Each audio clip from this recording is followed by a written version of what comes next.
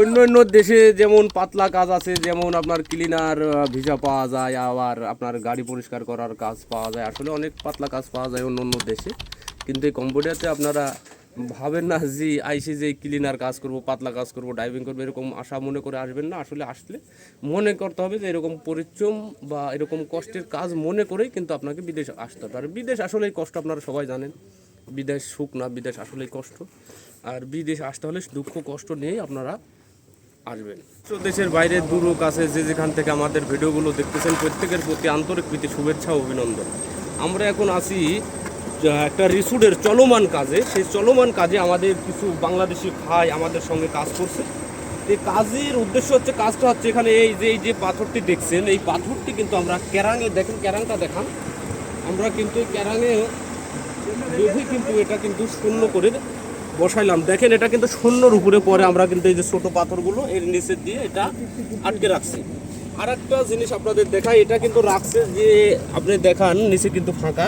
এই যে পাথরগুলো দেখেন, এই যে এই পাথরটা দেখান, এই পাথরটা কিন্তু আমরা ক্যারাঙের উপর দিয়ে বেঁধে কিন্তু আমরা কিন্তু এই পাথরটাই দেখেন রড দিয়ে, রডের উপর দিয়ে বসে কিন্তু আমরা এই পাথরটা ক্যারাঙের মাধ্যমে কিন্তু আমরা এখানে বসাইলাম। বা দেখেন আমাদের কম্বোডিয়ান ভাই কিন্তু তারা কিন্তু দেখেন পাথরটাকে কিন্তু মানে এইরকম সুলুক করতেছে, মানে পানি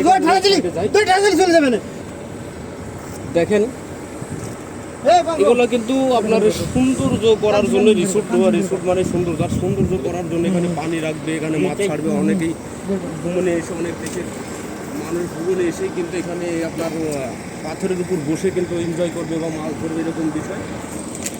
বন্ধুরা দেখেন চারিদিকে কিন্তু পাথর, দেখেন পাথরগুলো অনেক সুন্দর। এই বড় বড় পাথরগুলো কিন্তু এই যে ক্যারাঙের সাহায্যে কিন্তু আমরা উঁচু করে কিন্তু পাথরের উপর পাথর সাজানো বা এই রিসোর্টের সৌন্দর্য বৃদ্ধি করার জন্যই এত জিজ্ঞাসা করে পাথর যে এই জায়গায় যে সুন্দর করে সাজানো যে কত কষ্টকর, তাদের মুখেতে, তাদের নিজ মুখে থেকে শোনেন আপনারা।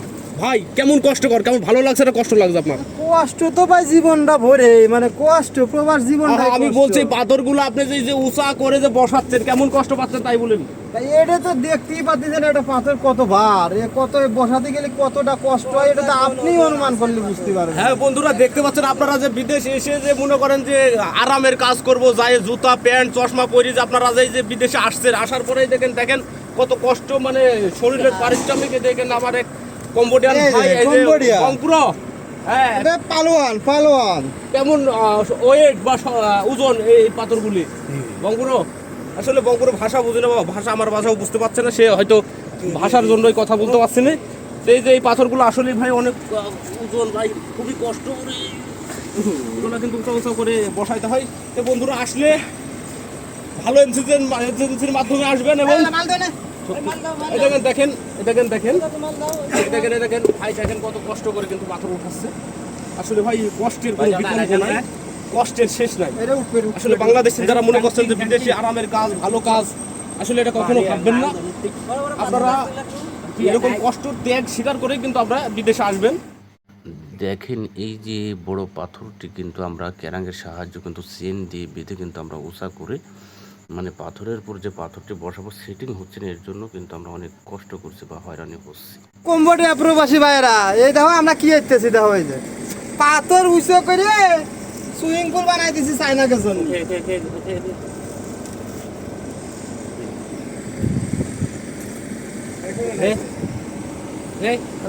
এটা উঠবে, হালকা উঠবে বঙে।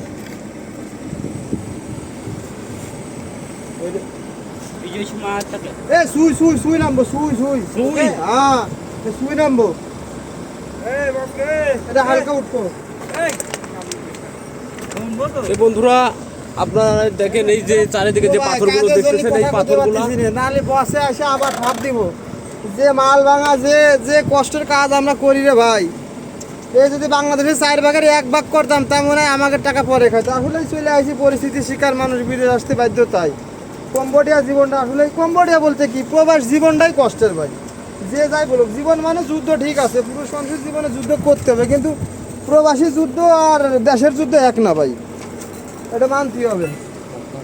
বন্ধুরা দেখতে পাচ্ছেন চারিদিকে যে সব পাথরগুলো সাজিয়ে রাখা হয়েছে, আসলে এই পাথরগুলো কিন্তু তারা নষ্ট করবে না। এই পাথরগুলো কিন্তু তারা কিন্তু সুন্দরভাবে এইভাবেই কিন্তু পাথরগুলো আমরা সেট আপ করবো বা সেট আপ করছি, এভাবেই কিন্তু এই পাথরগুলো সেটিং করবে। যে দেখেন এই পাথরগুলো কিন্তু আমরা সব সেটিং করব। এই পাথরগুলো ওই সাইডের পাথরগুলো সব আমরা কিন্তু সেটিং করব, পিছনের পাথরগুলো এগুলো আমরা কিন্তু পিছনের যত পাথর দেখছেন ওগুলো কিন্তু আমরা সব সেট আপ করছি। তো এখানে সুইমিং পুলের মতোই উদ্দেশ্য মতোই কি আর কি এখানে হবে। আমি জীবনে ভাই কষ্টের কাম আমার জীবনে বহুত করেছি, কিন্তু এইরকম কষ্টের কাম আমার লাইফে আমি করি নাই। এই কম্বোডিয়া এসে যা করতেছি, হাই সুবহানাল্লাহ, জীবনটা শেষ করে ফেলে দিল কম্বোডিয়া,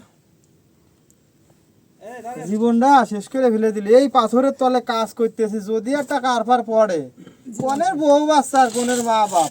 ভাই এটা তো মনে হচ্ছে যে পাথরের দেশ, মনে হচ্ছে চারিদিকে পাথর। এটা কি অরিজিনালি কি পাথরের দেশ নাকি ভাই? সব জায়গায় তো আর পাথর না রে ভাই, কিন্তু যে কাজ করতেছি পাথরের কাজ, এই কাজ রে ভাই। আসলে ভাই অনেক কষ্টে করতেছেন, আসলে অনেক কষ্ট করছেন ভাই। যারা কম্বোডিয়া আসতে যাচ্ছে তারা কি আপনার গুয়া মারা নিবি, কম্বোডিয়া যে আসবে সে গুয়া মারা নিবি নিশ্চিত, বর্তমানে সে গুয়া মারা নিবি। ভাই আপনি তো ভালো আছেন, এমন ভাবে বলছেন কেন? যারা কম্বোডিয়া আসতে ভালো যাচ্ছে, আছি না রে ভাই, ভালো নেই। আপনি কি সত্যি ভালো এই নাই? এত কষ্টের কাম করে টাকা দেয় না, বেতন দেয় না।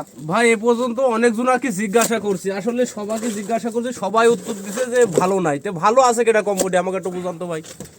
ভাই ভালো না আল্লাহ পাক জানে ভাই, আমরা আসলে মূলতই ভালো নেই। কারণ এত কষ্টের কাম করে যদি বেতন টাকাটা না পাই ভাই, তাহলে কি ভালো থাকা যায়? কোন আপনি কোন। আসলে বন্ধুরা দেখতে পাচ্ছেন এই ভাই আমার এক বাংলাদেশি বড় ভাই কাজ করতেছে। আসলেই চলমান কাজের ভিতর থেকেই কিন্তু তার দুঃখ প্রকাশ করলো যে আসলে ভাই কম্বোডিয়ায় আসলে সে ভালো নাই। তো নতুন যারা আসতে চাচ্ছেন ভাই আসলে বন্ধুরা দেখতে পাচ্ছেন এই যে ছোট একটা ঠেলা গাড়িতে করে কিন্তু নিয়ে ওই ক্যারাঙের কাছে কিন্তু ওই পাথরটা নিয়ে কিন্তু ওখানে রাখা হবে, আর ক্যারাঙে বেঁধেই কিন্তু উঁচু করে সারিবদ্ধ হয়ে রাখা। বন্ধুরা আপনারা দেখতে পাচ্ছেন যে আমরা কিন্তু এখন পাথরের দেশে আছি, আর পাথর ছাড়া কিন্তু কিছুই দেখা যাচ্ছে না এই জায়গাটায়। দেখেন এই যে সারিবদ্ধ হয়ে যে সব পাথরগুলো, বড় বড় পাথরগুলো পাথরের পর পাথর দিয়েই কিন্তু সাজানো হয়েছে। আর এই যে এই সাইডটা দেখতে পাচ্ছেন, এই যে পাইপ দিয়ে কিন্তু এগুলো কিন্তু লাইটিং করা হবে। আর এই যে পাথরগুলো কিন্তু দেখতে পাচ্ছেন, ভালো করে দেখেন, পাথরের দেশ মানে পাথর, পাথর ছাড়া কিছু দেখা যাচ্ছে না। আর এই যে নিচের জায়গাটা দেখেন, এই জায়গাটায় কিন্তু আমরা নিজে হাত দিয়েই কিন্তু এই পাথরগুলো সাজিয়েছি। আর এই যে এই জায়গাটা দেখেন, মানে বড় বড় ক্যারাং দিয়ে কিন্তু মানে 2-3টা ক্যারাং একসাথে লাগে কিন্তু এই পাথরগুলো কিন্তু এই বড় বড় যারা কম্বোডিয়ায় আসতে চাচ্ছেন তারা আপনার শারীরিক শক্তি, মানসিক শক্তি এবং ধৈর্য নিয়েই কিন্তু কম্বোডিয়ায় আসতে হবে। আপনি এসে হয়তো ঋণগ্রস্ত করে আসবেন, হয়তো কাজের চাপে আপনি বলবেন যে আমি আবার বাংলাদেশে চলে যাব। আসলে এইভাবে করলে আপনারা আসবেন না। আসলে শারীরিক শক্তি এবং ধৈর্যকে মনে করেই কিন্তু আপনারা কম্বোডিয়ায় আসবেন।